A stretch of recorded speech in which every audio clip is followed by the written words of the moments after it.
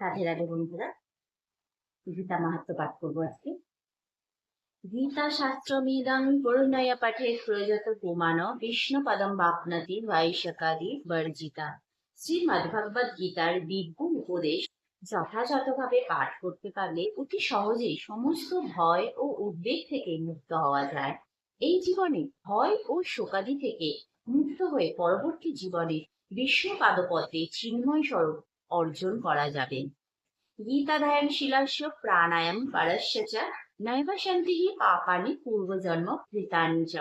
কেউ যদি আন্তরিকভাবে এবং অত্যন্ত গুরুত্ব সহকারে ভগবদ গীতা পাঠ করে তাহলে ভগবানের করুণায় তার অতীতের সমস্ত পাপ কর্মের ফল তার উপর আর ক্রিয়াশীল হবে না। মল নির্মাচনং পুংসাং জল স্নানং দিনে দিনে সাকৃত গীতাম্বসী স্নানং সংসার মলনাশনম। প্রতিদিন জলে স্নান করে মানুষ নিজেকে পরিচ্ছন্ন রাখতে পারে, কিন্তু কেউ যদি ভাগবত গীতার গঙ্গা জলে একটিবারও স্নান করে তাহলে তার জড় জীবনের মলিনতা একেবারে বিনষ্ট হয়ে যায়। গীতা সুগীতা কর্তব্যা কিমন্যই শাস্ত্র বিস্তরাই ইয়া স্বয়ং পদনাবশ্য মুখপদ্মাৎ বিনিশ্রিতা। স্বয়ং পরমেশ্বর ভগবান পদ্মনাভের মুখপদ্মাৎ বিনিশ্রিতা পরম বাণী সমৃদ্ধ শ্রীমদ্ভগবদ গীতা পাঠ করাই পরম কর্তব্য।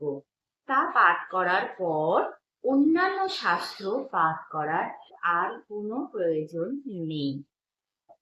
ভারতমৃত সর্বস্বং বিষ্ণু ভক্তাৎ বিনিশ্রিতং গীতা গঙ্গাত্কং পিতা পুনর্জন্ম না বিদ্যতে।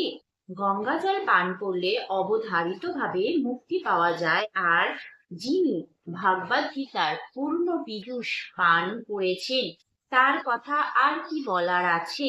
ভগবদ গীতা মহাভারতের অমৃত রস, যা আদি বিষ্ণু ভগবান শ্রীকৃষ্ণ নিজেই বলে গেছেন।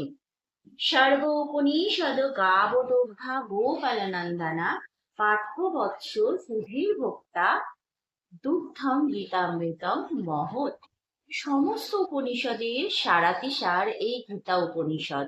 ভগবদ গীতা ঠিক একটি গাভীর মতো এবং রাখাল বালক রূপে প্রসিদ্ধ ভগবান শ্রীকৃষ্ণ এই গাভীকে দহন করেছেন। অর্জুন যেন ঠিক গোবৎসের মতো এবং জ্ঞানী গুণী ও শুদ্ধ ভক্তেরা ভগবদ গীতার সেই অমৃতময় দুগ্ধ পান করে থাকেন।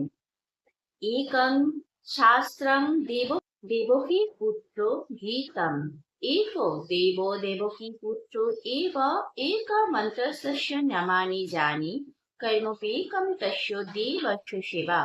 এই শ্রীমদ্ভগবদ গীতা মাতা দেবকীর পুত্র শ্রীকৃষ্ণের দ্বারা গীত হয়েছে, আর শ্রীকৃষ্ণই এক এবং অদ্বিতীয় পরমেশ্বর ভগবান। তার দিব্য নামই সমস্ত মন্ত্রের সার স্বরূপ। পরম মন্ত্র এবং তার শ্রীপাদপদ্মে অর্পিত সেবায় ভগবত সেবার জীবের একমাত্র কর্ম। হরে কৃষ্ণা, রাধে রাধে।